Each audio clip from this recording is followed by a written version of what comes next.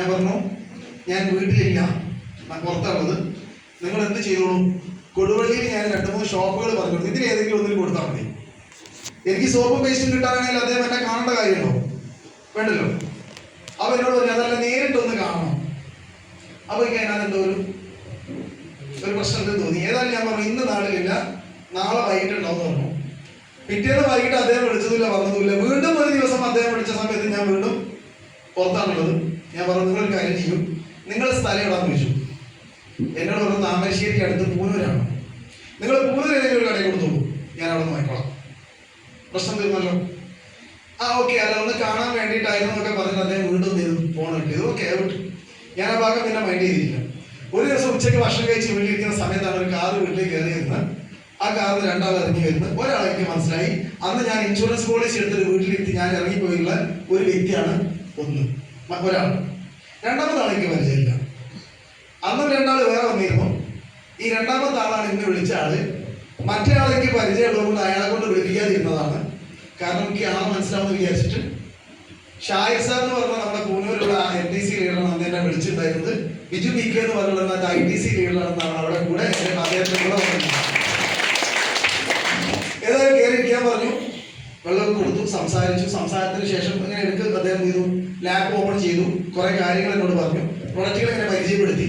ഞാനിങ്ങനെ നല്ല ശ്രദ്ധയോട് കേട്ട സമയത്ത് എൻ്റെ നെഗറ്റീവ് മൈൻഡുകളൊക്കെ മെല്ലെ മാറാൻ തുടങ്ങി. അപ്പൊ അതിന് മുന്നേ ഈ കുറെ നെറ്റ്വർക്ക് മാർക്കറ്റിംഗ് കമ്പനികളും അതൊക്കെ കൂട്ടിയതും 2015 കേരള ഗവൺമെന്റ് ഇത് ബാൻ ചെയ്തതും തട്ടിപ്പാണെന്ന് പറഞ്ഞതൊക്കെ എന്റെ മനസ്സിലുണ്ട്. അപ്പൊ ഇത് ലീഗലായിട്ടുണ്ട്. 2015 നിയമം വന്നിട്ടുണ്ട്. കേരള ഗവൺമെന്റ് ഗസറ്റ് വിജ്ഞാപനം കാണിച്ചു തന്നു. പ്രോഡക്റ്റിന്റെ ക്വാളിറ്റി, സർട്ടിഫിക്കേഷൻ, രജിസ്ട്രേഷൻ ഒക്കെ കാണിച്ചു തന്നു. അപ്പൊ അങ്ങനെ എനിക്ക് കുഴപ്പമൊന്നുമില്ല. അതിന് പറഞ്ഞ് കുറച്ച് പ്രോഡക്റ്റുകൾ അദ്ദേഹം പരിചയപ്പെടുത്തുകയാണ്. ലാപ്ടോപ്പിൽ കുറച്ച് പ്രൊഡക്റ്റുകളുണ്ട്. അതിങ്ങനെ കാണിച്ച് പോകുന്ന സമയത്ത് എന്നോട് പറഞ്ഞു ഇത് കവചപ്രാശാണ്, ഇത് ഒരു ലേഹിയാണ്, 1 കിലോ വരുന്ന ഡിപ്പാർട്ട്മെന്റ് അംഗീകരിച്ച ആയുർവേദിക് ആയിട്ടുള്ള തേനിൽ വരുന്ന ഒരു ലേഹിയാണ്.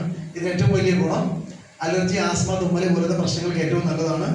എൻ്റെ വീട്ടിൽ എൻ്റെ അമ്മക്ക് അലർജി പ്രശ്നം ഉണ്ടായിരുന്നു. തുമ്മി തുടങ്ങി കഴിഞ്ഞാൽ കണ്ടിന്യൂസ് ആയിട്ട് ഇങ്ങനെ തുമ്മിക്കൊണ്ടിരിക്കും.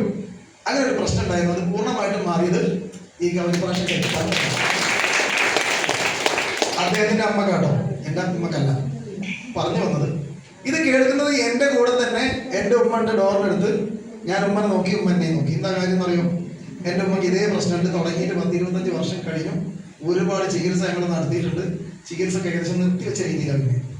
മാറ്റമുണ്ടാവില്ലെന്ന് വിചാരിച്ചിട്ട് ഗുളിക വാങ്ങിങ്ങനെ കഴിക്കും. അപ്പൊ ഇത് ഇങ്ങനെ കേട്ട സമയത്ത് ഒന്ന് പരീക്ഷ നോക്കാം, അയാളെ അമ്മക്കാണല്ലോ. പുറമെ ആർക്കോ കൊടുത്തിട്ട് റിസൾട്ട് ആണെന്ന് പറഞ്ഞാല് ബോംബെയിൽ ഒരാൾക്ക് റിസൾട്ട് ഉണ്ട്, അല്ലെങ്കിൽ മൈസൂർ, അല്ലെങ്കിൽ വേറെ നാട്ടിൽ കോഴിക്കോട്, വേറെ ഏതോ സ്ഥലത്ത് എറണാകുളത്ത് റിസൾട്ട് ആണെങ്കിൽ നമ്മൾ അത്ര വേണ്ടിയില്ല. പക്ഷെ ഇദ്ദേഹത്തിന്റെ അമ്മക്ക് റിസൾട്ട് ആണെന്ന് പറഞ്ഞ സമയത്ത് ഏതായാലും നമുക്കൊന്ന് പരീക്ഷിക്കാൻ തീരുമാനിച്ചു. ഏതായാലും ഞാൻ പറഞ്ഞു ഞാൻ എന്ത് വേണം, അളിയന്റെ കേരളത്തിൽ വന്നൊരു സംരംഭമല്ലേ, അപ്പൊ അവൻ എന്തെങ്കിലും കിട്ടുകയും ചെയ്തോട്ടെ. ഏതായാലും സോപ്പും പേസ്റ്റും എയറോയിലും സാധനങ്ങളും ഞാൻ വാങ്ങിക്കോളാം. അപ്പൊ എന്നോട് പറഞ്ഞു നിങ്ങൾക്ക് ഓൾറെഡി രജിസ്റ്റർ ചെയ്തിട്ടുണ്ട്, ഞാൻ ID ലോഗിൻ ചെയ്ത് കാണിച്ചു. ഇതാണ് സാറിന്റെ ID. ഞാൻ നോക്കുന്ന സമയത്ത് UK ഇത് ഞാനാണല്ലോ. ഞാൻ ഇതെങ്ങനെ വന്നു? അപ്പൊ എന്നോട് പറഞ്ഞു ഇത് ഞങ്ങൾ ഒരു 4-5 മാസങ്ങൾക്ക് മുന്നേ നേരിട്ട് രജിസ്റ്റർ ചെയ്തിട്ടുണ്ട്. അത് ഞാൻ അറിഞ്ഞിട്ടില്ലല്ലോ. അത് നിങ്ങൾ വൈഫിനെ വിളിച്ചിട്ട് ചെയ്താ റമീ സാർ ഡീറ്റെയിൽസ് വാങ്ങി രജിസ്റ്റർ ചെയ്തായിരുന്നു. ഓക്കെ. അത് ഞാൻ വരുന്നതിന് മുന്നേ ശരിക്കും ചെയ്തിരിക്കണം, ഞാൻ വന്നിട്ടുണ്ട്. ഇതൊരു സിനിമയിൽ പറഞ്ഞില്ല, വേണം 6 മണിക്കൂർ മുന്നേ പുറപ്പെടുന്ന പറയുന്നത്. ഇതേപോലെ ഞാൻ മൈലേഷ്യയിൽ പ്ലാൻ കേൾക്കുന്നതിന്റെ 5 മാസം മുന്നേ ശരിക്കും ഞാൻ ചെയ്തിട്ടുണ്ട്, മൈലേഷ്യയിൽ വന്നിട്ടുണ്ട്. എന്റെ ID ലോഗിൻ ചെയ്താല് നവംബർ 1, 2018 കാണിക്കും. 2018 ഇങ്ങനെ കമ്പനി ഉള്ളത് പോലും എനിക്കറിയാം, ഞാൻ അറിയട്ടെ. അപ്പൊ ഞാൻ റമീസിനോട് ചോദിച്ചത് എന്താ ഈ നവംബർ 1 ചെയ്യാൻ കാരണം? അപ്പൊ പറഞ്ഞത് നവംബർ 1 കേരളപ്പിറവി ദിവസമാണ്. കേരളത്തിൽ അല്ലേ? ഇതേപോലെ കർണാടക പിറവി ദിവസമാണ്. അവിടെ അത് ലീവായിരുന്നു. അപ്പൊ വെറുതെ ഇരുന്ന സമയത്ത് എന്ത് ചെയ്തു, അളിയന്റെ ID ഒന്ന് അടിച്ചു വെച്ചേക്കാം. അങ്ങനെ ചെയ്തു വെച്ചത് അങ്ങനെയാണ്. ചുരുക്കി പറഞ്ഞാൽ ഞാൻ എന്റെയും വൈഫിന്റെയും 6 IDകൾ ആക്ടിവേഷൻ ചെയ്യാൻ വേണ്ടി 30,000 രൂപ പ്രൊഡക്റ്റ് എടുത്തു. ഈ 30,000 രൂപ പ്രൊഡക്റ്റ് എടുക്കുന്ന സമയത്ത് ഞാൻ പറഞ്ഞ ഇത്രയേ ഉള്ളൂ, soap, paste, hair oil, shampoo, cream, lotion, ഇങ്ങനെ പുറമെ പറ്റുന്ന മുഴുവൻ സാധനങ്ങളും ചെയ്തോ വെച്ചോ. ഉള്ളിലേക്കുള്ള ഒരൊറ്റ ഒന്ന് മതി. അതെന്തായിരിക്കും? കാരണം അത് ഉള്ളിൽ തന്നെ കഴിക്കണ്ടേ. പുറമെ പറ്റിയിട്ട് മാറുന്നുണ്ടെങ്കിൽ അതും പുറത്തേക്ക് മതി. പക്ഷെ ഉള്ളിൽ കഴിച്ചാലല്ലേ മാറും. കവചപ്രാശം വേണ്ടിയ കാര്യമുണ്ടോ? ഇല്ല. അതുകൊണ്ട് ഒരു കവചപ്രാശം, ബാക്കി മുഴുവൻ ബാക്കി സാധനങ്ങൾ. അങ്ങനെ ലിസ്റ്റ് ഇട്ടു, ക്യാഷ് കൊടുത്തു. അവർ വളരെ ഹാപ്പി ആയിട്ട് പോയി. രണ്ടാം ദിവസം പ്രൊഡക്റ്റുമായിട്ട് വന്നു. ഞാൻ ചോദിച്ചു കവചപ്രാശം എങ്ങനെയാണ് കഴിക്കേണ്ടത്. എന്നോട് പറഞ്ഞു 2 നേരം ടീസ്പൂൺ ടേബിൾ സ്പൂൺ വെച്ചിട്ട് കഴിച്ചാൽ മതി. ഓക്കെ. പ്രൊഡക്റ്റ് മുഴുവനും പെട്ടിയിലാക്കിയിട്ട് അങ്ങനെ തന്നെ ചോട്ടിലേക്ക് വെച്ചു. ഉമ്മക്ക് കവചപ്രാശം മാത്രം എടുത്തു കൊടുത്തു. ഇത് കഴിച്ചോളി എന്ന് പറഞ്ഞ് എൻ്റെ പരിപാടി ആയിരുന്നു. അപ്പോൾ ഒരു പറഞ്ഞ് പോകുന്ന സമയത്ത് സാർ നമുക്ക് അവിടെ മീറ്റിംഗ് ഉണ്ട്, ട്രെയിനിങ് ഉണ്ട്, ഭയങ്കര നല്ല ഒക്കെ പറഞ്ഞു തൽക്കാലം ഒരെണ്ണം ഇറങ്ങിയാൽ മതി എന്നുള്ള ഒറ്റ ചിന്ത മാത്രമേ ഇടയിലുള്ളൂ. എൻ്റെ 30,000 കൊടുത്തല്ല വലിയ കൊടുക്കലാണ്. ഇനി ഈ ഭാഗത്തേക്ക് വരരുതെന്നാണ് എൻ്റെ മനസ്സിലുള്ളത്. പക്ഷെ പറയാൻ പറ്റില്ലല്ലോ. അങ്ങനെ കവചപ്രാശം ഉമ്മക്ക് എടുത്തെടുത്ത് ഉമ്മ 2 നേരം വെച്ച് കഴിക്കാൻ തുടങ്ങി. ആ ചാപ്റ്റർ ക്ലോസ്. 2-3 ദിവസം കഴിഞ്ഞപ്പോൾ പെങ്ങന്മാർ വീട്ടിൽ വന്നു. ഞാൻ അതിൻ്റെ ഇടയ്ക്കൊന്ന് അത്യാവശ്യമായിട്ട് ഗൾഫിൽ പോയിട്ട് തിരിച്ചു വന്നിട്ടുണ്ടായിരുന്നു. ഒരു അത്യാവശ്യ കാര്യത്തിന്, കമ്പനിയുടെ കാര്യത്തിന് വേണ്ടി പോയി തിരിച്ചു വന്നു. അപ്പോൾ അങ്ങനെ നിൽക്കുന്ന സമയത്ത് പെങ്ങന്മാർ വീട്ടിൽ വന്നപ്പോൾ ചോദിച്ചു, ഞാൻ ഗൾഫിൽ നിന്ന് വരുന്ന സമയത്ത് നമ്മൾക്ക് സ്വാഭാവികമായിട്ട് എന്തെങ്കിലുമൊക്കെ കൊണ്ടുവരില്ലേ, എന്തെങ്കിലും സോപ്പോ ഷാമ്പോ പേസ്റ്റോ ക്രീമോ ലോഷൻസോ അല്ലെങ്കിൽ പെർഫ്യൂമോ അല്ലെങ്കിൽ ആൻറ്റിബയോട്ടിക് മുന്തിരി എന്തെങ്കിലും സാധനം കൊണ്ടുവരും.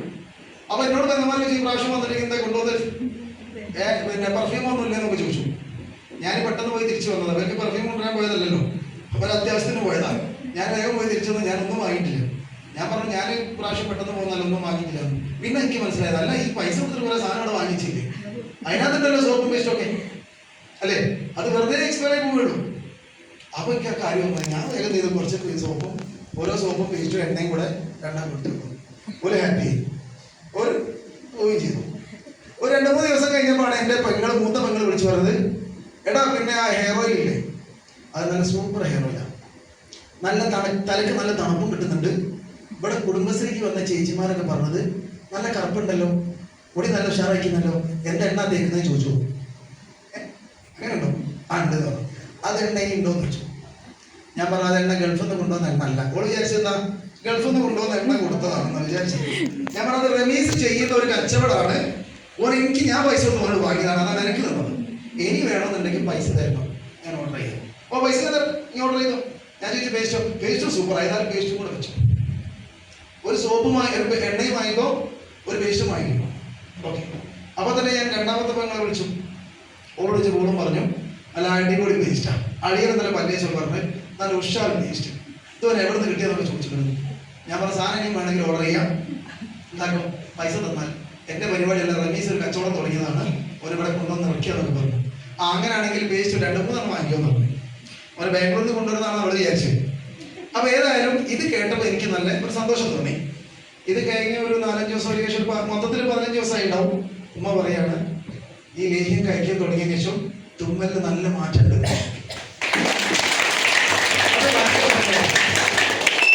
എണ്ണയും ഇതൊക്കെ പേസ്റ്റൊക്കെ പോട്ടേനൊക്കെ. പക്ഷെ ഉമ്മൻ്റെ അലർജിയുടെ മാറ്റം തീരും. ഞാൻ ശരിക്കും ചിന്തിക്കാൻ തുടങ്ങി എന്തുകൊണ്ട്. കാരണം ഉമ്മ പറയാണ് ഇത് കഴിച്ച് തുടങ്ങിയ അന്ന് മുതൽ സ്ട്രോങ് കുറഞ്ഞ് വന്നിട്ട് ഇപ്പം 4 ദിവസം തീരെ തുമ്മിയിട്ടില്ല. അങ്ങനെ ഉണ്ടാവില്ല. ഞാനൊക്കെ അധികം ഉറങ്ങിപ്പോയാലും ഉമ്മനെ തുമ്മലിട്ടാ പിന്നെ എണീക്കരുത്. രാത്രി നേരം വൈകി കിടന്നാലൊക്കെ രാവിലെ ഉമ്മനെ തുമ്മലേക്കാം, അലാറം വേണ്ട. അടുക്കള കയറി കഴിഞ്ഞാൽ തുമ്മൽ വരും സ്വാഭാവികമായി. അപ്പൊ അത് മാറി എന്ന് പറഞ്ഞ സമയത്ത് സ്വാഭാവികമായിട്ട് ഇതിനെക്കുറിച്ചൊന്ന് പഠിക്കണം തീരുമാനിച്ചു. അടുത്ത പരീക്ഷയാണ് ഉമ്മന്റെ യൂറിക് ആസിഡ് ഉണ്ട്, നമ്മൾ അതൊന്ന് മാറി നോക്കാം. അത് മാറി.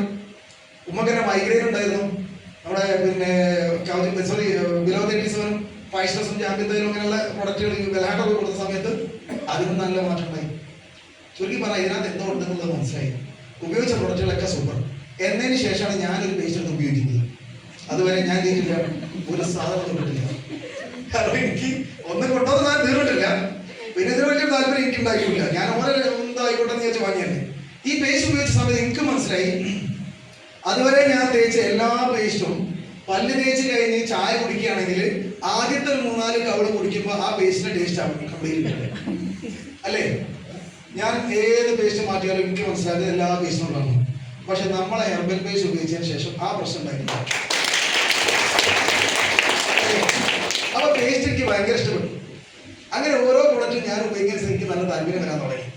അങ്ങനെ പേര് പണി ചെയ്ത ചെലവിലെടുക്ക് വീട്ടിൽ വന്നിട്ട് ഓരോ മീറ്റിങ്ങിന് ക്ഷണിക്കും. വിളിക്കുന്ന സമയത്തൊക്കെ ഞാൻ റെഡിയാണ്. ഞാൻ വരുമെന്ന് പറയും. വരുമെന്ന് പറഞ്ഞാൽ ആ ഫോൺ വേഗം കട്ട് ചെയ്യാം, പിന്നെ കൂടുതൽ സംസാരിക്കണ്ടല്ലോ. വരില്ല എന്ന് പറഞ്ഞാൽ എന്ത് ചെയ്യണം? ഒരുപാട് സംസാരിക്കണം. സാർ എന്താ വരാത്തത്? അല്ല സാർ അങ്ങനെ ചെയ്യുന്നത്, ഇങ്ങനെ ചെയ്യുന്നത്, ഭയങ്കര ട്രെയിനിങ് ആണ്, സാർ കേട്ടാൽ മനസ്സിലാവും എന്നൊക്കെ പറഞ്ഞ് നമ്മൾ പറയില്ലേ. ഇത് കേൾക്കാതിരിക്കാനാണ് റെഡി. ഞാൻ എത്തും. അത് കോഴിക്കോട് ചൊവ്വാഴ്ചയിലേക്ക് തോന്നുന്നത് 3 മണി എന്നാ തോന്നുന്നുണ്ട്, 2:30 അങ്ങനെ 3 മണി എന്തൊരു സമയമാണ്. അപ്പോൾ എന്നോട് ഇതിനെക്കുറിച്ച് പറയും, ഞാൻ റെഡിയെന്ന് പറയും. ഓക്കെ സാർ നമുക്ക് പോവാം. 2:30 3 മണിക്കണം. ഞാൻ 2:30 അവിടെ ഓ സാർ റെഡി. ഓൾക്ക് ഭയങ്കര ഹാപ്പി ഫോൺ അറ്റ് ചെയ്തു. ഞാൻ അപ്പം തന്നെ ഉറപ്പിക്കും ഞാൻ എവിടെ പോകും, ഞാനെവിടെ പോകില്ല. അങ്ങനെ പിന്നെ ഇവരെ കോള് വരുന്ന സമയത്താണ് എനിക്ക് മനസ്സിലാകുന്നത്, ആ ചൊവ്വാഴ്ച ആണല്ലേ, ദിവസം പോലും ഓർമ്മയില്ല. അപ്പൊ ഇവരെ കോള് വന്നാൽ എന്തായിരിക്കും, അന്ന് ചൊവ്വാഴ്ച ആയിരിക്കും, മീറ്റിങ്ങിന് വിളിക്കുന്നതാ. ഞാൻ എടുക്കോ, അന്ന് എടുക്കൂല, പിറ്റേന്ന് എടുക്കും. നിങ്ങളൊക്കെ മീറ്റിങ്ങിലേക്ക് ക്ഷണിച്ചിട്ടേ മീറ്റിങ്ങിന്റെ ദിവസം ഫോൺ എടുക്കുന്ന ആളുകളില്ലേ, എന്നും എടുക്കുന്ന ആളുകൾ എന്നെ പോലെ ഒരാളാണ് അപ്പുറത്തുള്ളത് മനസ്സിലാക്കാം.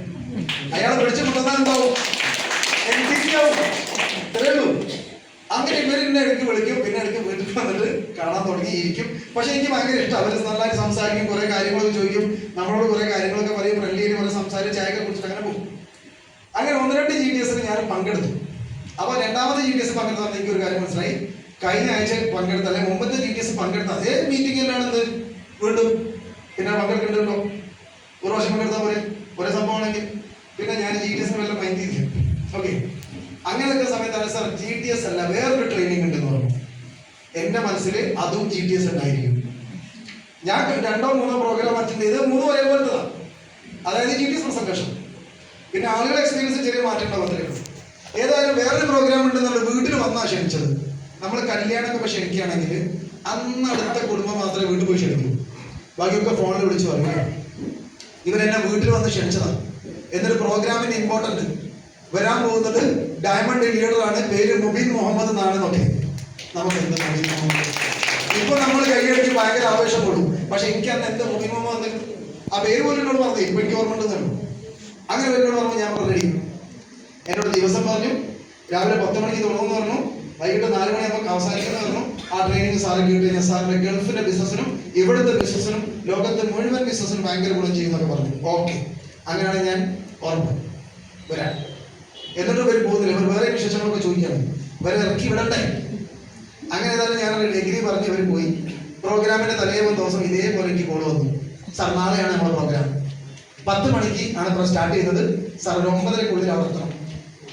ഞാൻ പറഞ്ഞു നാളാണോ, ഒരു ചെറിയ പ്രശ്നമാണ്, ഞാൻ ഇപ്പം അങ്ങോട്ട് തിരിച്ചു വിളിക്കാന്ന് പറഞ്ഞു. ഞാൻ അങ്ങനെ പറഞ്ഞെന്തിനാണെന്നറിയോ, എന്ത് പറയണമെന്ന് എനിക്ക് അറിയില്ല, എന്തെങ്കിലും ഒരു കാരണം പറയണ്ടേ. പെട്ടെന്ന് നമ്മളുള്ള കാരണം കിട്ടുമോ, നിങ്ങൾ മലയാളം പറയില്ലേ, നാളെ പ്രശ്നം ഉണ്ടല്ലോ എന്ന് പറയും. കാരണം ഒരു പ്രശ്നമല്ലോ എന്ന് ആലോചിക്കുക എന്ത് പറയണമെന്ന്. ഞാൻ ഇപ്പൊ തിരിച്ചു വിളിക്കാൻ തന്നെ ഫോൺ കട്ട് ചെയ്ത് ഞാൻ എന്താണ് പറയാം. അപ്പോഴാണ് എനിക്ക് ഒരു വീട് കിട്ടിയ അവസരം കിട്ടിയത്. കാരണം ഞാൻ അതിന്റെ 2 ദിവസം മുന്നേ പെരിന്തൽമണ്ണ മൗലാനയിൽ എൻ്റെ ഒരു ബന്ധുവിനെ അഡ്മിറ്റ് ചെയ്തിരുന്നു, ഒരു സർജറിക്ക് വേണ്ടിയിട്ട്. എൻ്റെ ഒരു ചേപ്പന്റെ മകൻ ആ ബന്ധു ഉണ്ട്. അപ്പൊ ഇവരെ ഡിസ്ചാർജ് ചെയ്യേണ്ടത് ഈ പറഞ്ഞ പ്രോഗ്രാമുള്ള ദിവസമാണ്. പക്ഷെ കൊണ്ടുപോയി വിടുമ്പോൾ ഞാൻ പറഞ്ഞിട്ടുണ്ട് തിരിച്ചു കൊണ്ടുവരാൻ ഞാൻ വരില്ല. അപ്പം പറഞ്ഞ ആയിട്ട് വരണമെന്നല്ല, ഞാൻ ചേപ്പൻ്റെ അനിയനെ വിളിച്ചോളാം. ഓ ആയിക്കോട്ടെ എന്ന് പറഞ്ഞു. അത് എഗ്രിയാക്കി പോകുന്നതാണ്. അപ്പൊ ഞാൻ വിചാരിച്ചു നാളെ ഓനെ കൊണ്ടുവരാൻ പോവാന്ന് പറഞ്ഞാലോ. പക്ഷെ വേറെ ഒരു പ്രശ്നമുണ്ട്, എന്റെ ഭാര്യ റമീസാറ് പെങ്ങളല്ലേ. അപ്പൊ ഞാൻ വീട്ടിലുണ്ടാവില്ല എന്ന് പറഞ്ഞ് വീട്ടിലുണ്ടെങ്കിലോ ഇവള് ഓനെ വിളിച്ച് പറഞ്ഞെടുക്കൂല, അല്ലെങ്കിൽ ഇവിടെ തന്നെ ഇരിക്കുന്നുണ്ട്, വെറുതെ ഇരിക്കുകയാണ്. നിങ്ങളൊന്നും ആലോചിച്ചിട്ട് ഇപ്പോഴല്ല വൈഫ് മുഖേനല്ല ഈ ബിസിനസ് പറഞ്ഞെങ്കിൽ വൈഫിന്റെ പേര് കട്ടൊക്കെ നോക്കും. ഇനി അങ്ങനെ പറഞ്ഞാൽ മതി ഒരുപാട് വരുന്നത് ആങ്ങളിനോട് ഓളെന്ന് പറയും, നമ്മൾ ഒറ്റ കൊടുക്കും. മനസ്സിലായി എന്റെ ബുദ്ധിമുട്ട്. അങ്ങനെ ഞാൻ എന്ത് തീരുമാനിച്ചു വെച്ചാല് പെരിന്തൽമണ്ണ പോയാലും വേണ്ടില്ല, ട്രെയിനിങ്ങിന് പോകില്ല. രാവിലെ തൊട്ട് വൈകുന്നേരം വരെ എനിക്ക് വലിയ ബുദ്ധിമുട്ടല്ലേ. അപ്പൊ അതുകൊണ്ട് പെരിന്തൽമണ്ണ സെലക്ട് ചെയ്യും. ഞാൻ ഓനെ വിളിച്ചു പറഞ്ഞു, പിന്നെ നാളത്തെ എന്നെ കൂട്ടാൻ വേണ്ടി ഞാൻ തന്നെ വരട്ടോ എന്ന് പറഞ്ഞു. ഒരു ഭയങ്കര സന്തോഷമായി. ഓൻ പറഞ്ഞു അല്ലെങ്കിൽ ഈ ചേപ്പന്റെ കൂടെ പോയാൽ സംസാരിക്കാനും ആവില്ല, ഒന്ന് ചിരിക്കാൻ കഴിയില്ല, ഒരു തമാശയും പറയാൻ കഴിയില്ല. ഞാൻ എന്നാലും ചേപ്പനെ വിളിച്ചിട്ട് തന്നെ ക്യാൻസൽ ചെയ്തിട്ടുണ്ട്. ഓ റെഡി. ഞാൻ ബിജുസാറെ വിളിച്ചു, സാർ നാളെ ഇങ്ങനെ പെരിന്തൽമണ്ണ ഒരു ഹോസ്പിറ്റലിൽ ഡിസ്ചാർജ് ചെയ്യുന്ന കേസ് ഉണ്ട്, ഞാൻ കൊണ്ടുപോയി ആക്കിയതാണ്, തിരിച്ച് ഞാൻ തന്നെ എന്ത് ചെയ്യണം, കൂട്ടാൻ വേണ്ടി പോകണം, പോകാതിരിക്കാൻ പറ്റില്ല, മോശമല്ലേ എന്നൊക്കെ പറഞ്ഞോട് ഇത് വിട്ടുപോയതാണ്. സാർ അടുത്ത ട്രെയിനിങ് ഞാൻ എന്തായാലും ഉണ്ടാവും. അടുത്ത ട്രെയിനിങ് എന്നാ ഞാൻ അങ്ങോട്ട് ചോദിക്കാം. സാറേ അടുത്ത ട്രെയിനിങ് മൊബൈൽ അത് പറഞ്ഞില്ല സാർ, ഏത് സ്ഥലം മതി, ഞാൻ അടുത്തിട്ട് എന്തായാലും ഉണ്ടാവും, ഇതിങ്ങനെ ഒരു അബദ്ധം പറ്റിയതാണ് എന്ന് പറഞ്ഞു. അങ്ങനെ സാർ പറഞ്ഞ ഒരു കാര്യം ചെയ്യും, നിങ്ങൾ നാളെ ഉച്ചവരെ ഉച്ചവരെ മതിയോ, അങ്ങനെ ഞാൻ ഇരിക്കാം, ഉച്ചയ്ക്ക് ശേഷം പോയിക്കോളാൻ പറഞ്ഞു. എന്തിനാ ഞാൻ അങ്ങനെ പറഞ്ഞത്, ഇത് കട്ടായി കിട്ടാൻ ഉച്ചയ്ക്ക് വരെ ഞാൻ ഇരിക്കുമോ, ഞാൻ പോല ഉച്ചവരെ ഇരിക്കാൻ തൽക്കാലം പറഞ്ഞാൽ ഇയാളും ചെയ്തോളും, ഫോണെ കട്ട് ചെയ്ത് അങ്ങനെ ഞാൻ ഉച്ചവരെ ഇരിക്കാന്ന് പറഞ്ഞു. അപ്പൊ തന്നെ ഞാൻ തീരുമാനിച്ചു ഞാൻ പോകുന്നില്ല എന്ന് തീരുമാനിച്ചു, അത് വിട്ടു. പക്ഷെ പിറ്റേന്ന് രാവിലെ ഉറങ്ങിയിട്ട് വീട്ടിലിരിക്കുന്ന സമയത്താണ് റമീസാർ എന്ന ബാംഗ്ലൂരാണത്, ആളൊരു കമ്പനിയിൽ വർക്ക് ചെയ്യാണ്. എന്നോട് പറയില്ല, അല്ലെങ്കിൽ ആ ഫോണിൽ കൂടെ എടുക്കാൻ പറ്റില്ല, പിന്നെ കമ്പനിന്റെ നമ്പറാണ്, ലീവ് കിട്ടൂല, അങ്ങനെ കുറെ പ്രശ്നങ്ങൾ വരുന്നുണ്ട്. അവിടെ എപ്പോഴെങ്കിലും വന്ന് പോലെയുള്ളൂ. 2-3 മാസം കൂടുമ്പോൾ ഒരു വെള്ളിയാഴ്ച രാത്രിയോ ശനിയാഴ്ച രാവിലെ വന്നിട്ട് 2 ദിവസം നിന്ന് അങ്ങ് തിരിച്ചു പോലെ. ഞാൻ ഈ ട്രെയിനിങ്ങിന് രാവിലെ, എനിക്ക് ട്രെയിനിങ് ഒന്നും ഓർമ്മയില്ലല്ലോ, ഒക്കെ പറഞ്ഞു ഞാൻ പോകുന്നില്ലല്ലോ. രാവിലെ കൊലാലിരുന്ന് പേപ്പറിൽ നോക്കുന്ന സമയത്തുണ്ട് ഇവൻ കയറി വരുന്നു. ഞാൻ ചോദിച്ചു ഇനി എവിടെ നിന്നാണ് വരുന്നത്, ബാംഗ്ലൂരിൽ നിന്നാണോ എന്ന് ചോദിച്ചു. ആ ആളിയാ ഞാൻ ബാംഗ്ലൂരിൽ നിന്ന് വരായിരുന്നു. ഇനി എന്ത് ഇവിടേക്ക് വന്ന് നേരിട്ട് നമുക്ക് ഇന്ന് ട്രെയിനിങ് അല്ലേ? എനിക്ക് ആ കാര്യം തന്നെ സത്യമാണ് എൻ്റെ മൈൻഡിൽ നിന്ന് പോയിരുന്നു. ഞാൻ ചോദിച്ചു എവിടെ ട്രെയിനിങ്? നിഷാർ പറഞ്ഞില്ലേ കോഴിക്കോട്, ഞാൻ നിങ്ങളെ കൂട്ടി പോകാൻ വേണ്ടി വന്നതാണ്. പെട്ടോ ബാംഗ്ലൂരിൽ വരുന്നവനോട് ഞാൻ എങ്ങനെ വരുന്നില്ല എന്ന് പറയില്ല അല്ലേ? ആ എന്നാ പിന്നെ ഞാൻ പെട്ടെന്ന് ഫ്രഷാന്ന് പറഞ്ഞ് ഫ്രഷായി ഞങ്ങൾ രണ്ടാളും ചായ കുടിച്ച് ഇറങ്ങി കോഴിക്കോട് ട്രെയിനിങ്ങിന് കയറിയ സമയത്ത് ഒരുപാട് ആളുകളുണ്ട്. സ്ലൈഡ് ഓക്കെ ഒക്കെ എടുത്ത് വെച്ചല്ലോ അല്ലേ, അതിലുണ്ട് സംഭവങ്ങളൊക്കെ. ഈ ട്രെയിനിങ്ങിൽ എന്നെ കൊണ്ടുവന്ന് ഇരുത്തിയ സെന്ററിലാണ്. എനിക്ക് തോന്നുന്നു ഞാൻ ഇറങ്ങി പോകാതിരിക്കാൻ വേണ്ടിയിട്ടാണ് തോന്നുന്നുണ്ട്. അപ്പുറത്ത് വേറെ ലീഡേഴ്സ് എൻ്റെ ഗ്യാപ്പിൽ നല്ല രീതിയിൽ കാണാൻ പറ്റുന്ന ഒരു സ്ഥലത്ത് എന്നെ ഇരുത്തി. ഞാൻ ഏതായാലും പെട്ട് ഉച്ച വരെ സഹിച്ചാൽ മതിയല്ലോ എന്നുള്ള രീതിയിൽ ഞാൻ വന്നിരുന്ന് 500 രൂപ ഫീ ഉണ്ട്, അതൊക്കെ പൊട്ടി നിൽക്കാം ഇരുന്ന് കേട്ട് പ്രോഗ്രാം തുടങ്ങിയ സമയത്താണ് എനിക്കൊരു കാര്യം മനസ്സിലായത്. ഞാൻ എന്തൊക്കെ ലൈഫിൽ ആഗ്രഹിച്ചിട്ടുണ്ടോ അത് മുഴുവൻ അച്ചീവ് ചെയ്തൊരു വ്യക്തിയാണ് ചെയ്യുന്നത് ആ ഒരു ട്രെയിനിങ് ആണ് എടുക്കുന്നത്. അദ്ദേഹം കൃത്യമായിട്ട് സ്ലൈഡ് വെച്ച് പറയുകയാണ് കഴിഞ്ഞ 5 വർഷങ്ങൾക്ക് മുന്നേ ഞാൻ ആരായിരുന്നു, എന്റെ വീട് ഇതായിരുന്നു, എന്റെ സാമ്പത്തിക അവസ്ഥ എങ്ങനെയായിരുന്നു, എന്റെ ലൈഫ് സ്റ്റൈൽ ഈ രീതിയിലായിരുന്നു, എന്റെ പ്രയാസങ്ങളും പ്രതിസന്ധികളും ഒക്കെ തരണം ചെയ്തിട്ടാണ് ഞാൻ ഈ ലെവലിലേക്ക് എത്തിയത്. അദ്ദേഹം റോയൽ കരീബിയനിൽ യാത്ര ചെയ്തിട്ടുണ്ട്, പാരീസിൽ ഈഫൽ ടവറിന് മുന്നിൽ നിന്ന് ഫോട്ടോ എടുത്തിട്ടുണ്ട്, സ്വിറ്റ്സർലാൻഡിൽ പലവട്ടം സന്ദർശിച്ചിട്ടുണ്ട്, ലണ്ടനിൽ പോയിട്ടുണ്ട്, അതേപോലെ UK പല സ്ഥലങ്ങളിൽ പോയിട്ടുണ്ട്, മക്കത്ത് പോയി ഫാമിലി ഹജ്ജ് ചെയ്ത ഫോട്ടോ അത് കാണിക്കുന്നുണ്ട്. ഇങ്ങനെ ലോകത്തുള്ള അത്യാവശ്യം നല്ല സൗകര്യങ്ങളും കാഴ്ചകളും ഒക്കെ കണ്ട ഒരു വ്യക്തി. ഞാൻ 2-3 രാജ്യങ്ങളൊക്കെ ഞാൻ പോയിട്ടുണ്ട്. പക്ഷെ ഞാൻ സ്വപ്നം കാണുന്ന കുറെ രാജ്യങ്ങളുണ്ട്. ഇതൊക്കെ പോയൊരു വ്യക്തി എൻ്റെ മുന്നിൽ നിന്ന് സംസാരിക്കുക. അത് എങ്ങനത്തെ ആൾ? ഒരു സാധാരണ ഒരു ഫാമിലി ബാക്ക്ഗ്രൗണ്ട് സാമ്പത്തികമായിട്ട് ഉള്ള ഒരു വ്യക്തിയാണെങ്കിൽ ഓക്കെ, കുടുംബത്തിന് പൈസ എടുത്ത് പോകാൻ വിചാരിക്കാം.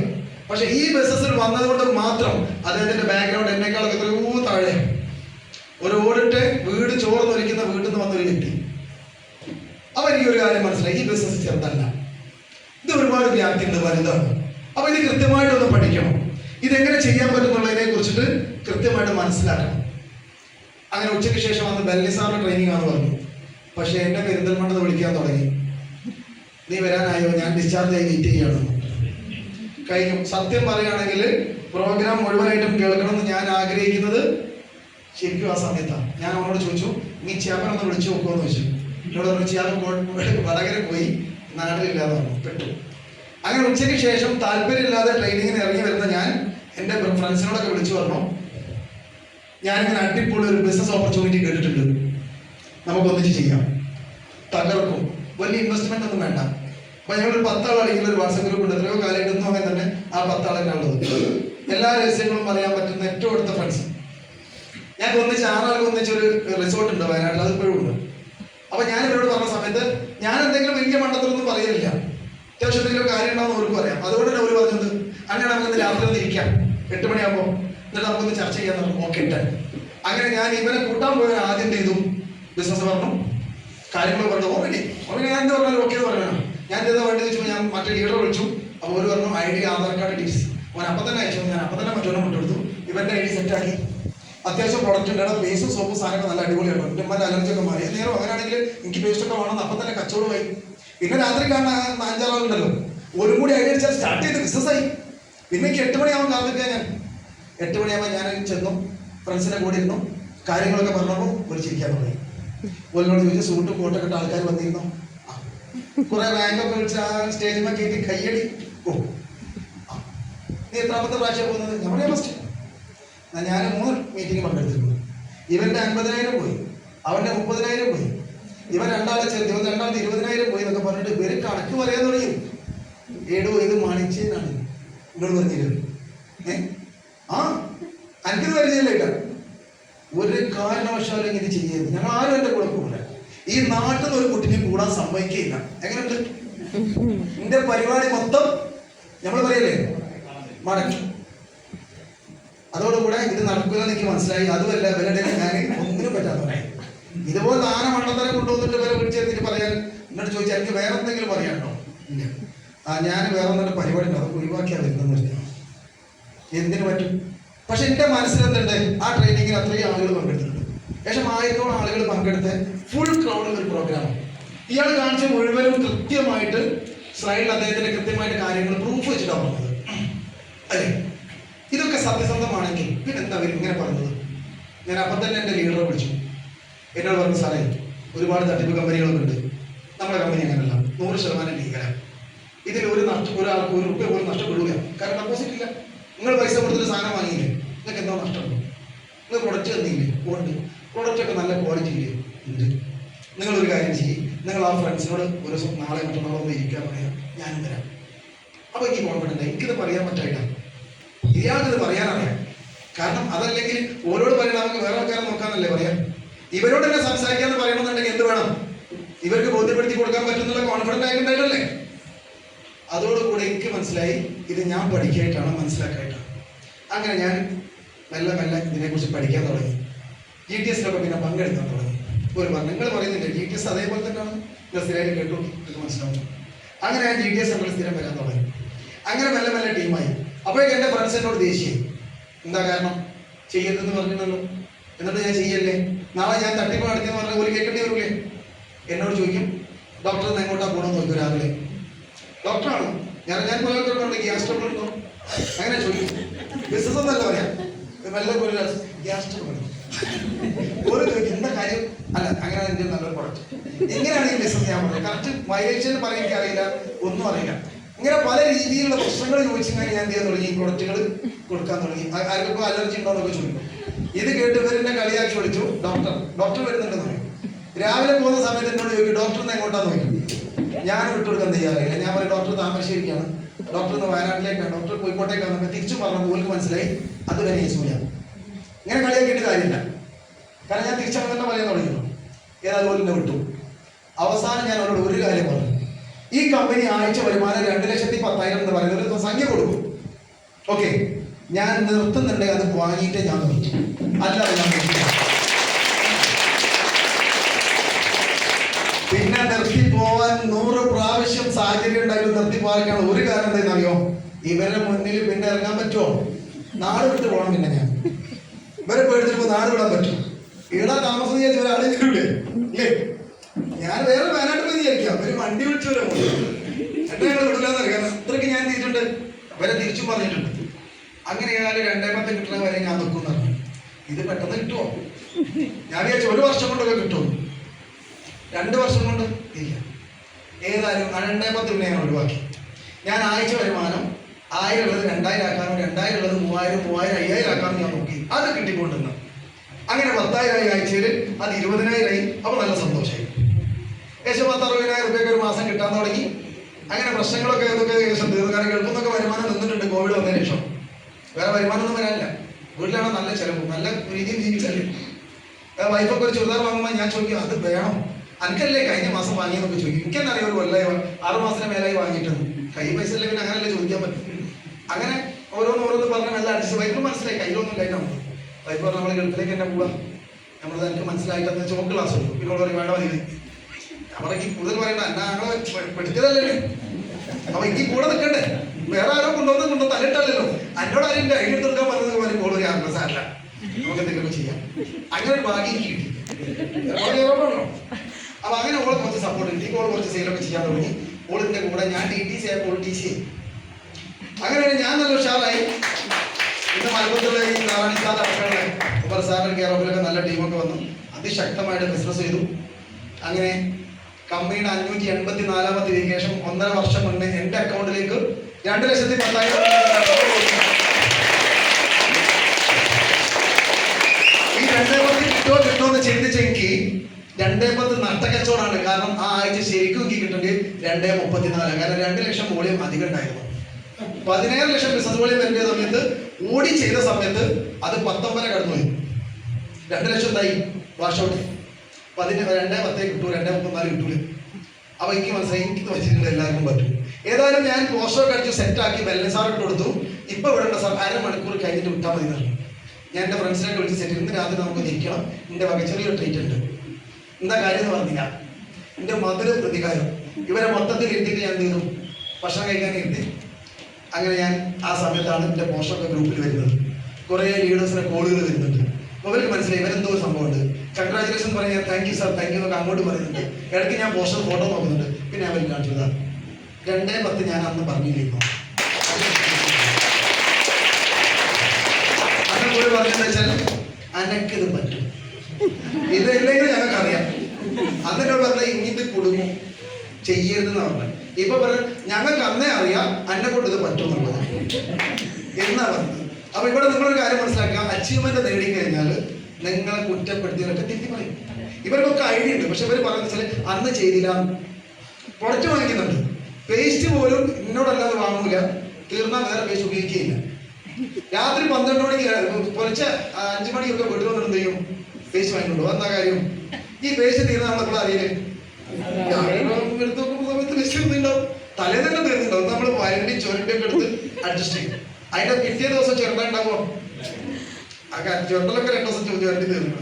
പിന്നെ 5 മണിക്കാണെങ്കിൽ പേസ്റ്റ് കിട്ടോ, എവിടുന്നാ കിട്ടുക, നമ്മളിരുന്ന് കിട്ടുക, ഡിസ്ട്രിബ്യൂട്ടേഴ്സിനെ വിട്ടല്ലോ അല്ലേ. 5 മണിക്കൊക്കെ എത്ര കച്ചവടം അറിയോ, രാത്രി 12 മണിക്കൊക്കെ എത്രയോ കപ്പിൽ ചെയ്യാൻ കൊടുത്തിട്ടുണ്ട്. കപ്പക്കെട്ട് ചുമയായിട്ട് ഇങ്ങനെ കുറെ കച്ചവടം അങ്ങനെയും ചെയ്യാൻ പറ്റും. അങ്ങനെ ഇവര് ഫ്രണ്ട്സൊക്കെ എന്ത് ചെയ്യാൻ തുടങ്ങി, പ്രൊഡക്റ്റ് ഒക്കെ എന്നോട് വാങ്ങിക്കാൻ തുടങ്ങി. ഈ അടുത്ത ദിവസം ഞങ്ങളുടെ റിസോർട്ടിൽ തന്നെ ഒന്നിച്ച് കൂടി സമയത്ത് എന്നോട് പറയണം, ഇതിൽ 1-2 ആളുകൾ നല്ല റേഞ്ച് റോവർ കാർ പ്ലാൻ ചെയ്തിരുന്നു വാങ്ങിക്കാൻ വേണ്ടിയിട്ട്. നല്ല ബിസിനസ്സാണ്, നല്ല പൈസ ഉള്ള എടുത്തിട്ടാണ്. പക്ഷേ കൊറോണയ്ക്ക് ശേഷം അവരുടെ ബിസിനസ് എന്ത് ചെയ്തു, താഴോട്ട്. എന്റെ ബിസിനസ്സോ മേലോട്ട്. ഞങ്ങൾ 40 ലക്ഷം രൂപ മുടക്കിയിട്ട് എടുത്ത റിസോർട്ടിന് കഴിഞ്ഞ 2 മാസം കിട്ടിയ വരുമാനം ആകെ 80,000 രൂപ. അപ്പൊ ഞാൻ പറഞ്ഞു, നമ്മൾ ഇത്രയും മുടക്കിയിട്ട് എന്തെടുത്ത് സമയം, ഞാൻ 30,000 രൂപ എടുത്തിട്ട് ഞാൻ എൻ്റെ കമ്പനി സ്റ്റാർട്ട് ചെയ്തല്ലോ, ബിസിനസ് ചെയ്തല്ലോ. ഈ കഴിഞ്ഞ മാസത്തിന്റെ വരുമാനം 2,53,000.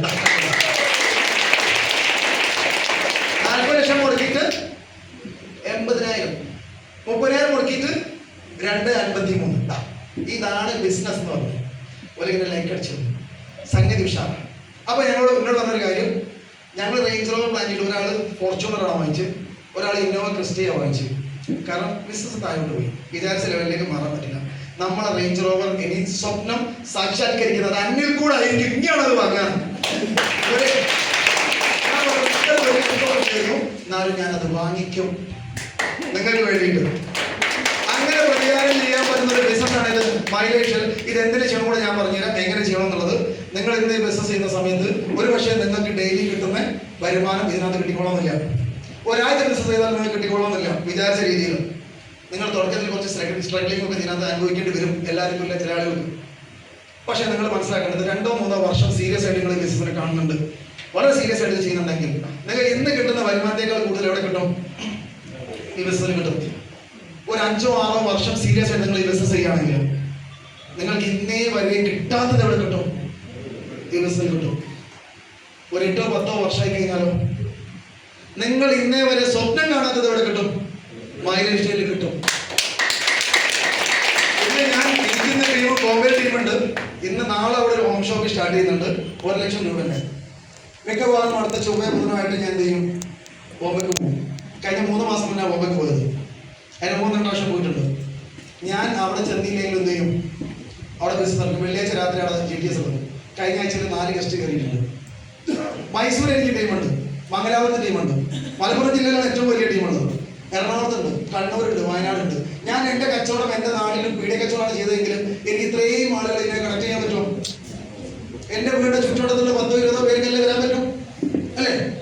ഇത് ഒരു ഡിസ്ട്രിബ്യൂഷൻ ഐഡിയ കൊടുത്തതുകൊണ്ട് കമ്പനി 1000-ഓളം ഔട്ട്ലെറ്റുകൾ വരുന്നതിൽ എവിടെ നിന്ന് പർച്ചേസ് ചെയ്താലും എനിക്കുന്നുണ്ടാവും, വരുമാനം ഉണ്ടാവും. എനിക്ക് എന്തെങ്കിലും ടെൻഷൻ ഉണ്ടാവും? ഒരു ടെൻഷനും ഇല്ല. എൻ്റെ വീട്ടിൽ എങ്ങനെ പോലും ഒരു 2 ലക്ഷം രൂപ സ്റ്റോക്ക് ഉണ്ടാവും. വീട്ടിലെ ആളുകൾ കവചപ്രാശം വാങ്ങിക്കാൻ വരും. കാരണം ഉമ്മന്റെ കെയർ ഓഫിൽ ഏറ്റവും കൂടുതൽ എന്ത് പോണത്, കവചപ്രാശം പോകുന്നത്. ഉമ്മ ATC ആട്ടോ, ഒന്നും ഓർമ്മല്ല. ഓക്കെ, അതെന്തുകൊണ്ടാ ഈ റീറ്റെയിൽ കൂടെ പോകുന്ന നോക്കി ഐഡിയ വേണ്ടത് ഞാൻ അവിടെ അടിച്ചു പോകും. അത് ഉമ്മന്റെ അക്കൗണ്ടിൽ വരും. ഇടയ്ക്ക് പോയിട്ട് പകുതി മുഖം കൊടുക്കും വരികയാണ്. ഉമ്മ കാര്യം ഉമ്മ കഴിച്ചിട്ട് ഞാൻ വെറുതെ പൈസ കൊടുക്കുകയാണെന്ന് മാത്രമേ വിചാരിക്കുള്ളൂ. പക്ഷെ അതല്ല, അതിന് വരുന്ന പൈസ തന്നെ ഞാൻ എടുത്തിട്ട് നമുക്ക് വലിയ ചിലവൊന്നുമില്ലല്ലോ, അത് വരും. അതിപ്പോ നമുക്ക് അടുത്ത് 1,600 രൂപ പെൻഷൻ കിട്ടൂലേ? ഈ പെൻഷൻ കിട്ടിയ സമയത്ത് ഉമ്മ എന്താ വെച്ചാൽ 2 പെങ്ങന്മാരെയും മക്കളെ അളിയന്മാരൊക്കെ വിളിച്ചിട്ട് ഉമ്മന്റെ വക ഫുഡ് കൊടുവള്ളിൽ ഏറ്റവും നല്ല ഹോട്ടലിൽ കയറി ഫുഡൊക്കെ ഓർഡർ ചെയ്ത് നല്ല ഉഷാറായി ഗംഭീരായി മക്കൾ പോലെ എല്ലാം നന്നായി കഴിച്ചു. ഉമ്മൻ്റെ 1500 എടുത്തു തന്നു. എന്താ മോനെ ബാക്കി എന്തോ വരികയാണെങ്കിൽ കൂട്ടിക്കൊന്നു. ഞാൻ ഉറപ്പിച്ചത് നല്ലോണം കൂട്ടേണ്ടിരുന്നുണ്ട്. 3700 വലിയ വന്നത്. പക്ഷെ എനിക്കെന്തില്ല സന്തോഷമല്ല. ഉമ്മന്റെ അക്കൗണ്ട് കൊടുത്തിട്ട് എന്ത് ചെയ്യുന്നുണ്ട്? പൈസ നല്ലോണം വരുന്നുണ്ടല്ലോ. അതെ. അപ്പൊ ഇങ്ങനെ നമുക്ക് എന്ത് ചെയ്യാൻ പറ്റും? എന്ത് പറഞ്ഞാലും വാങ്ങി കൊടുക്കാൻ. നിങ്ങൾ ഒരു കാര്യം മനസ്സിലാക്കുക, നിങ്ങൾ നല്ല റെസ്റ്റോറൻറ്റിൽ കയറിയിട്ട് വില നോക്കാതെ ഫുഡ് കഴിക്കാൻ പറ്റും. നിങ്ങൾ വീട്ടുകാരടക്കം നല്ല ഡ്രസ്സ് എടുക്കാൻ കയറിയിട്ട് വില നോക്കാതെ ഡ്രസ്സ് എടുക്കാൻ പറ്റും.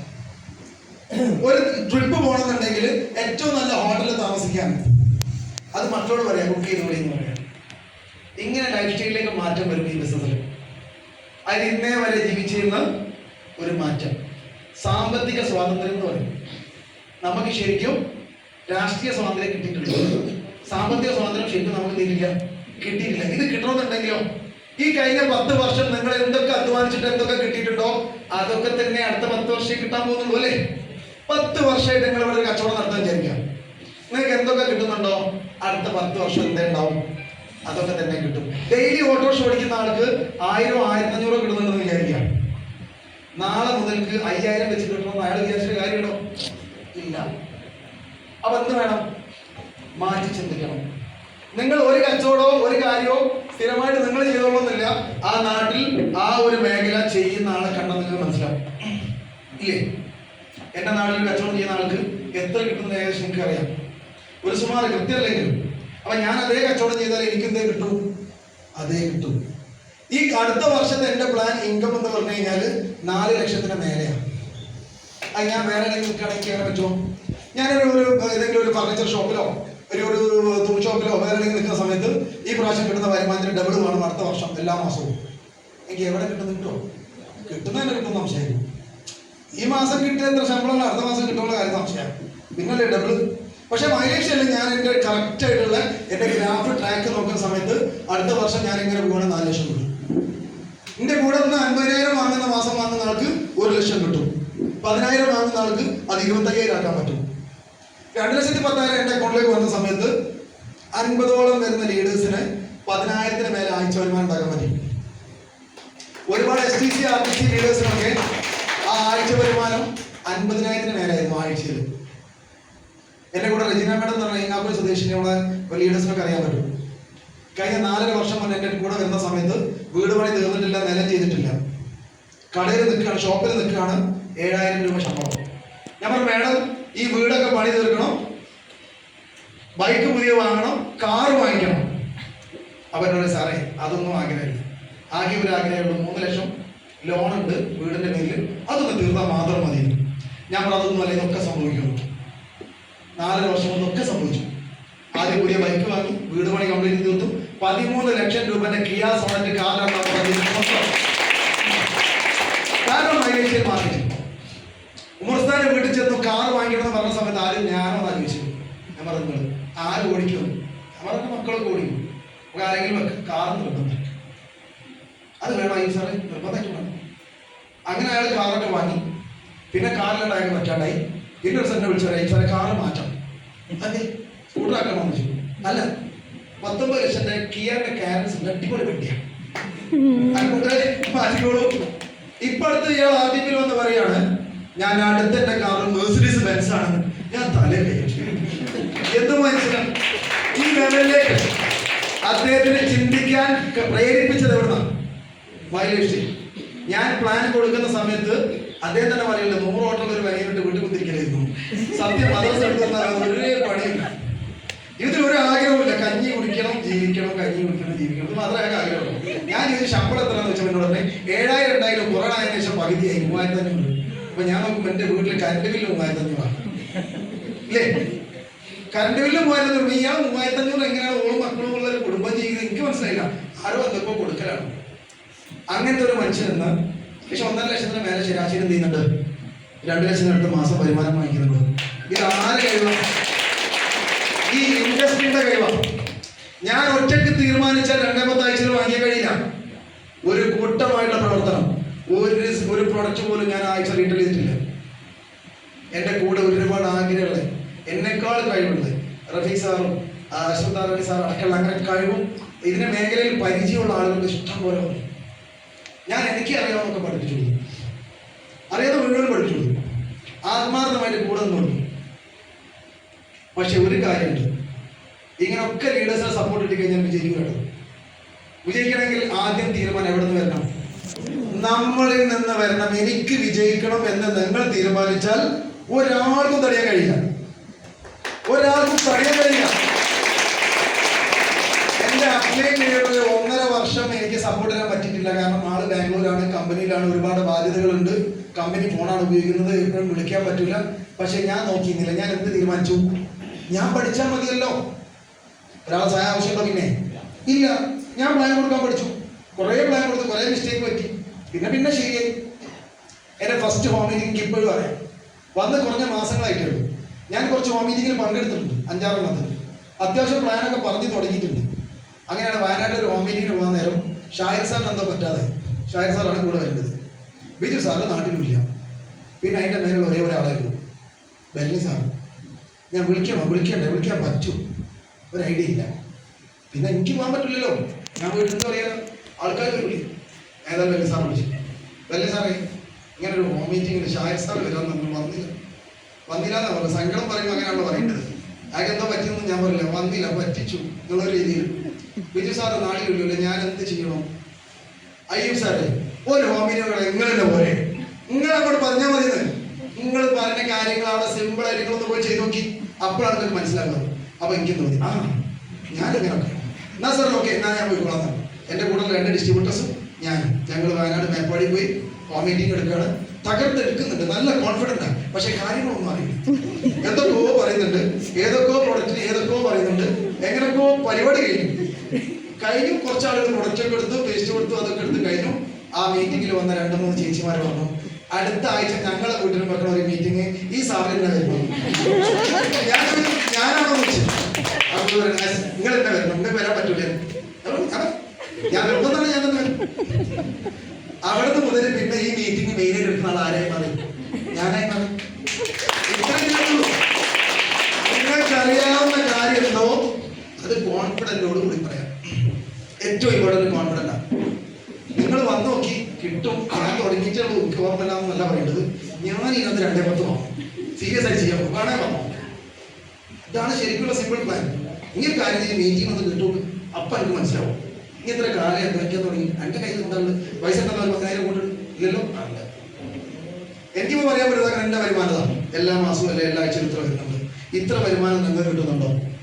ഇല്ല, എന്നാൽ അങ്ങോട്ട് പോയി. എനിക്ക് ഇതിനേക്കാൾ അവിടെ കിട്ടണോ? ഞാൻ അങ്ങോട്ട് വരാം. ഇല്ല, എന്നാൽ വരും, ഇവിടെ കിട്ടും, വാങ്ങിത്തരാം. നിങ്ങൾ ഏതെങ്കിലും മേഖലയിൽ ആഴ്ച 2 തരാന്ന് പറഞ്ഞാൽ കേട്ടിട്ടുണ്ടോ? ഇവിടെ ഞാൻ വിചാരിച്ചു കിട്ടുന്നില്ല, ആരോട് പറയുകയും ചെയ്തല്ലോ. പക്ഷെ ഇത് കിട്ടി അല്ലേ? ഇങ്ങനെ എത്രയോ ആളുകൾ കിട്ടി. ഞാൻ വരുന്ന സമയത്ത് കോഴിക്കോട് ജില്ലയിൽ ഞാൻ കേട്ട് 2 ആൾക്കാർ കിട്ടിയത്. ഒന്ന് ബെല്ലി സാറും ഒന്ന് സൈലേഷ് സാറും. ഇന്ന് 100ഓളം ആളുകൾ ഞാൻ അനുഭവത്തിൽ എന്ത് ചെയ്തിട്ടുണ്ട്? 2-10 കിട്ടി. ഇനി അടുത്തൊരു 5 വർഷം കഴിയുന്ന സമയത്ത് ഈ ഹോളുകൾ നിങ്ങളൊക്കെ ഈ ബിസിനസ് സീരിയസ് ആയിട്ട് ചെയ്യുന്നുണ്ടെങ്കിൽ മുഴുവൻ ആളുകളും വായിച്ചു അപ്പോഴാണ് നിങ്ങൾ മാറ്റം കണ്ടിട്ട് അന്ന് മാറിയുന്ന ആളുകൾ മുഴുവൻ നിങ്ങളെ കൂടെ വരും. കുറ്റപ്പെടുത്തിയവരും കളിയാക്കിയവരും ഒക്കെ നിങ്ങളെ കൂടെ എന്ത് ചെയ്യും? വന്നിരിക്കും. നിങ്ങൾ അവരെ ചേർത്ത് പിടിക്കുക. വന്നിട്ടില്ലെങ്കിലും പ്രൊഡക്റ്റ് വാങ്ങിയിട്ടില്ലെങ്കിലും ഒന്നും ഇഷ്ടക്കേടുണ്ടാവില്ല. നിങ്ങൾ ഒരു കാര്യം മനസ്സിലാക്കി, ഏതൊരു സിനിമ പറയുന്നുണ്ട് അയാളെ ഞാൻ അടിക്കൂല. നമുക്ക് മനസ്സിലാകുന്നില്ല. ഈ സിനിമ പറയുന്നത് ആടുകുട്ടി എന്തോ ഒരു സിനിമയുടെ പേര്. ആ സിനിമയിൽ പറയുന്നത് ഇയാളെ ഞാൻ അടിക്കൂല. അവസാനം നോക്കുമ്പോൾ ഈ ചങ്ങ അയാളുടെ മോളെ കല്യാണം കഴിക്കാം. അത് ഭാവിയിൽ അമ്മായിയപ്പനാവാൻ പോകുന്ന ആളാണ്. ഇതേപോലെ നിങ്ങൾ പ്ലാൻ കൊടുത്ത ആളും നിങ്ങളെ കളിയാക്കുന്ന ആളും വരില്ലെന്ന് പറഞ്ഞ ആൾക്ക് നാളെ നിങ്ങളെ കൂടെ എന്ത് ചെയ്യും? ഒരു പക്ഷേ അസോസിയേറ്റ് ചെയ്യും. അപ്പൊ നിങ്ങൾ ഈ ചീത്തയൊക്കെ പറഞ്ഞു പോയിക്കാണ് എന്ത് ചെയ്യും? വെറുതെ അയ്യൂബിനെ പറയാൻ ഞാൻ കൂടില്ല, കാരണം ഭയങ്കര അഹങ്കാരമാണ്. ഈ മയിലെ പോയി ചെയ്യണമെന്നുണ്ട്, പക്ഷെ അവൻ്റെ പറയും വേണ്ടെന്ന് പറയും. ഇപ്പോഴാണ് എൻ്റെ ഫ്രണ്ട്സ് വരെ പറയുന്നുണ്ട്, എന്തൊക്കെ ഞങ്ങൾ ഒന്ന് ചീത്ത പറഞ്ഞിട്ടുണ്ടെങ്കിലും ഞങ്ങൾ ഒന്നും തിരിച്ചു പറഞ്ഞിട്ടില്ല. അതുകൊണ്ട് ഞാൻ ആരെ കൂടെ ചെയ്യാൻ പറ്റൂല. ചെയ്യുകയാണെങ്കിൽ ഓരോ കൂടെ തന്നെ ചെയ്യും. ഞാൻ അത് കണ്ടിട്ടാണ് കൂടെ അങ്ങനെ നിന്നത്, അല്ലാണ്ട് വലിയ ഞാൻ പിന്നെ മഹാത്മാഗാന്ധി ഏറ്റവുമല്ല. നാളെ എൻ്റെ കൂടെ വന്ന് ഓരോ 10,000 വാങ്ങുമ്പോൾ എൻ്റെ അക്കൗണ്ടിലേക്ക് ഏറ്റവും ചുരുങ്ങിയ 9,000 വരും. എനിക്കെന്താ മതി? വെറുതെ ഇഷ്ടക്കാരുടെ കാര്യമുള്ളൂ, ഒരു കാര്യമില്ല. ഇപ്പോഴും ഒരു വേസ്റ്റും സോപ്പും സാധനങ്ങളൊക്കെ വാങ്ങിക്കുന്നുണ്ട്, അത് മതി. അപ്പൊ അങ്ങനെയുള്ള ഒരു ഓപ്പർച്യൂണിറ്റിയാണ് ഇന്ന് വന്ന പുതിയ ആളുകൾ എനിക്ക് പറയാനുള്ളത്. നിങ്ങളിത് കേട്ട് പുറത്തേക്ക് ഇറങ്ങുന്ന സമയത്ത് ഈ ബിസിനസ് ഞാൻ പറഞ്ഞ മാതിരി എന്തെങ്കിലും പറയും, ഒരു കച്ചവടം. പക്ഷെ ഈ ബിസിനസ്, ഈ ഒരു കമ്പനി 100% ലീഗലാണെന്നും ഇത് ചെയ്താൽ രക്ഷപ്പെടുന്നത് കേട്ട ആൾ നിങ്ങൾ മാത്രമേ ഉള്ളൂ. അത് കേൾപ്പിക്കാൻ പറ്റണം ഏറ്റവും നല്ലത് ഇവിടെ കൊണ്ടുവരിക. അതല്ല കഴിവുള്ള ലീഡറെ കൂട്ടിയിട്ട് എന്ത് ചെയ്യാം, നല്ല ആളുകൾ അവരെ നീട്ടുമാറാണ്. എൻ്റെ സംശയങ്ങളൊക്കെ തീർത്തു കൊടുക്കുക, കൃത്യമായിട്ട് ഫോളോ ചെയ്യുക. ആത്മാർത്ഥമായിട്ട് നിങ്ങൾ പ്രവർത്തിച്ചു കഴിഞ്ഞാൽ നിങ്ങളുടെ നാട്ടിലെ സാമ്പത്തികമായിട്ടും ആരോഗ്യകരമായിട്ടും ഒരു കാര്യം കൂടെ ഞാൻ പറഞ്ഞില്ല നിങ്ങളോട്, എന്താണ് വെൽനസ് വിഷയം. കഴിഞ്ഞ 6 വർഷമായിട്ട് ഞാൻ ഹോസ്പിറ്റലിൽ പോയിട്ടില്ല. ഭക്ഷണത്തിന്റെ കാര്യത്തിൽ ഞാൻ അങ്ങേയറ്റങ്ങളൊക്കെ തോൽപ്പിക്കും. നല്ല ഭക്ഷണം ഉണ്ടെങ്കിൽ ഞാൻ ഒരു നോട്ടുമില്ല, കണ്ടില്ല, നല്ല അത്യാവശ്യം കടിയുണ്ട്, പൊരിച്ചോ കരിച്ചോ എല്ലാം കഴിക്കും. നല്ല ഫുഡ്, കാരണം ചെറുത്തിലൊന്നും അങ്ങനെ കഴിക്കാൻ പറ്റിയിട്ടില്ല, സാമ്പത്തികമായിട്ട് വളരെ പ്രയാസമായി. ഇന്ന് ഹോട്ടലിൽ കയറിയാൽ ഏറ്റവും ഇഷ്ടം വെച്ചാണ് ഫിഷ് ഗ്രില്ല്, മീൻ ഗ്രില്ല് ചെയ്തിട്ടുണ്ടല്ലോ, ഭയങ്കര ഇഷ്ടമാണ്.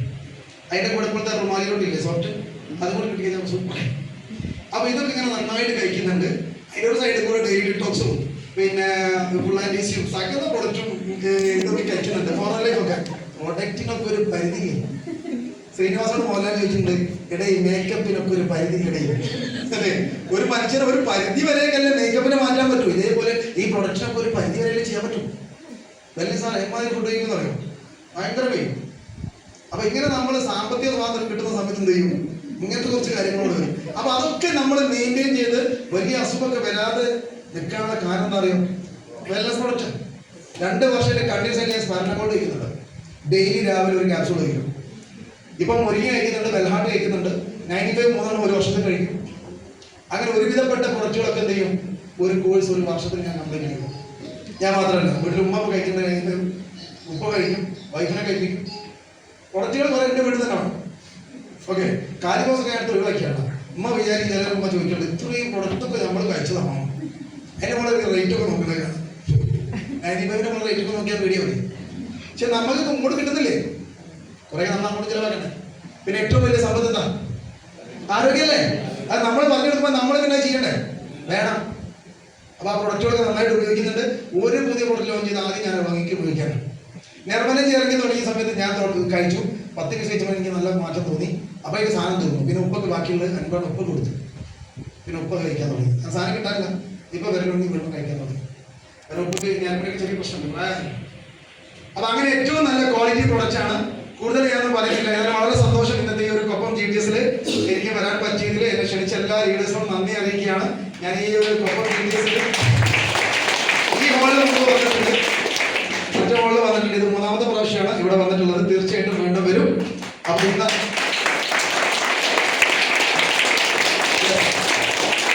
സ്നേഹമുള്ള ആൾക്കാരാണ്. തീർച്ചയായിട്ടും നമ്മൾ എല്ലാതും കോമൺ ആയിട്ട് മൊത്തത്തിൽ നടത്തുന്ന ഒരു GTS ആണ്. എല്ലാവർക്കും വിജയിക്കണം. ഇന്ന ടീം ഇന്ന ആളുകളൊന്നുമില്ല. നമ്മളെ സംസാരങ്ങളോ നമ്മളെ പ്രവൃത്തികളോ നമ്മൾ ഏത് രീതിയിലുള്ള സപ്പോർട്ടുകളോ നിങ്ങൾക്ക് എന്തെങ്കിലും സഹായമാവുന്നുണ്ടെങ്കിൽ നിങ്ങളുടെ പ്രാർത്ഥനയിൽ ഞങ്ങളെ കൂടെ ഉൾപ്പെടുത്തുക. അത്ര മാത്രമേ ആവശ്യമുള്ളൂ. അപ്പൊ എവിടെ കണ്ടാലും എന്നെ നിങ്ങൾക്ക് നല്ല പരിചയം ഉണ്ടാവും. കാരണം ഇങ്ങനെ മീറ്റിങ്ങിൽ വന്നത് കൊണ്ടൊക്കെ എനിക്ക് ചിലപ്പോൾ ഇങ്ങനെ അറിഞ്ഞോളൊന്നുമില്ല. അപ്പൊ എവിടെ കണ്ടാലും എന്ത് ചെയ്യാം, അയ്യോ സാറല്ലേ എന്ന് ഇങ്ങോട്ട് കയറി സംസാരിക്കണം. അത് വലിയ സന്തോഷമുള്ള കാര്യമാണ്. ഒരുപാട് ബന്ധങ്ങൾ കിട്ടുന്ന ഒരു മേഖലയാണത്. ഓക്കെ, നമ്മൾ ശരിക്കും ധനികനാവുന്നത് ബന്ധങ്ങൾ കൊണ്ടാണ്. അങ്ങനത്തെ ഒരു ബന്ധങ്ങൾ ഒരുപാട് ആളുകൾ പരിചയപ്പെടാൻ ഭാഗ്യം കിട്ടിയ ഒരു മേഖലയാണ്.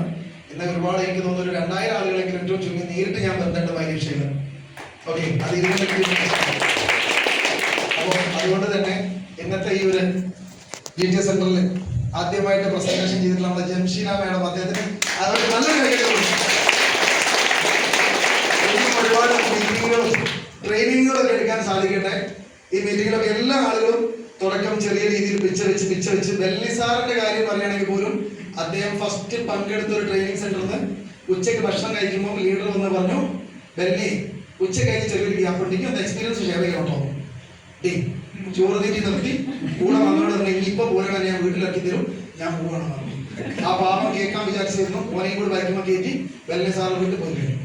ആ വെല്ലി സാറാണെന്ന് വൺ ഡേ ട്രെയിനിങ് ഒക്കെ രാവിലെ മുതൽ വൈകുന്നേരം വരെ എടുക്കുന്നത്. ഓക്കെ, ഈ ലെവലിലേക്കുള്ള മാറ്റങ്ങളൊക്കെ എവിടെ വരും, ഇതിൽ വരും. അപ്പൊ ജംഷീന മാഡത്തിന് ഒരിക്കൽ കൂടി ഒരു കൈയടി കൊടുക്കണം. അതോടൊപ്പം ഒരു പ്രോഗ്രാമിന്റെ മാസ്റ്റർ സെറമണി എന്ന് പറഞ്ഞു കഴിഞ്ഞാൽ ആ പ്രോഗ്രാമിന്റെ ആരാണ് ശരിക്കും നമ്മുടെ കപ്പിത്താൻ എന്ന് പറയും ഇല്ലേ? ഈ തല മുതൽ ആ തല വരെ ഓടിച്ചു കൊണ്ടുപോകുന്ന ആള്. അപ്പൊ നമ്മുടെ ഉണ്ണികൃഷ്ണൻ സാർ വളരെ സീരിയസ് ആയിട്ട് ഉണ്ണികൃഷ്ണൻ സാർ നല്ലൊരു സാർ കൈയടി കൊടുക്കണം. അദ്ദേഹത്തിന്റെ അമ്മയുടെ കാര്യങ്ങൾ പറഞ്ഞു. അതോടൊപ്പം ഇന്ന് ഈ പ്രോഗ്രാമിലേക്ക് ആദ്യമായിട്ട് വന്നിട്ടുള്ള ഗസ്റ്റുകൾ ഒന്ന് കൈവക്കും. എത്ര പേരുണ്ടെന്ന് ആദ്യമായിട്ട് വന്ന ആളുകൾ? യെസ്, നല്ലൊരു കൈ. ഈ ഒരു കാലഘട്ടത്തിൽ കിട്ടാൻ പറ്റുന്നതിൽ വെച്ച് ഏറ്റവും നല്ല ബിസിനസ് ഓപ്പർച്യൂണിറ്റി. നിങ്ങൾ ഒരു കാര്യം മനസ്സിലാക്കുക, നിങ്ങൾ പ്ലാൻ കൊടുത്ത മുഴുവൻ ആളുകളും കേട്ടപാടെ വരണമെന്നില്ല. അങ്ങനെ വരാൻ തയ്യാറായിരുന്നെങ്കിൽ നിങ്ങൾക്ക് പറയാൻ ഒരാൾ പോലും ബാക്കി ഉണ്ടാവില്ലായിരുന്നു. മനസ്സിലായോ? ഞാൻ പറഞ്ഞെന്താണ് മനസ്സിലായത്? ഞാൻ പ്ലാൻ കൊടുത്തപ്പോൾ പല ആളുകളോട് പറഞ്ഞിട്ട്, സാർ ഞാൻ ഈ പ്ലാൻ കേട്ടിട്ടുണ്ട്, ഈ ബിസിനസ് കേട്ടിട്ടുണ്ട്, പക്ഷെ എനിക്കത് മനസ്സിലായില്ലായിരുന്നു. മനസ്സിലാക്കി കൊടുക്കാൻ പറ്റുന്നവരാരോ അവന്റെ കൂടെ ആളുകൾ ജോയിൻ ചെയ്യും. നിങ്ങൾ പഠിക്കുക, മനസ്സിലാക്കി കൊടുക്കുക. ഒരുപാട് നെഗറ്റീവുകളുണ്ട്, അത് നമുക്ക് പോസിറ്റീവാണ്. കാരണം പല കമ്പനികളും നാളുകളിൽ മറിയാൻ വേണ്ടി പോവുക. ഞാൻ ട്രേഡ് യൂണിയന്റെ കോഴിക്കോട് ജില്ലാ പ്രസിഡന്റ് കൂടിയാണ്. നമുക്ക് ഈ മേഖലയിൽ എല്ലാ കാര്യങ്ങളും മനസ്സിലാക്കാൻ പറ്റുന്നുണ്ട്. 100% ലീഗായിട്ട് പ്രവർത്തിക്കുന്ന കമ്പനികൾ ലിസ്റ്റ് ഔട്ട് ചെയ്യാൻ വേണ്ടി പോവുകയാണ്. അപ്പൊ അത് സമീപ കാലഘട്ടത്തിലോട്ട് വരാൻ പോകുന്നുണ്ട്. അതോടുകൂടി നിങ്ങൾക്ക് ഈ ബിസിനസ് വളരെ സിമ്പിൾ ആയിട്ട് മാറും. പക്ഷെ അതിന്റെ മുന്നേ നമ്മൾ എന്ത് ചെയ്യാം? ടീം ഡെവലപ്പ് ചെയ്ത് വെച്ചേക്കാം. ടീം ഉണ്ടാക്കുക, ആത്മാർത്ഥമായിട്ട് പ്രവർത്തിക്കുക.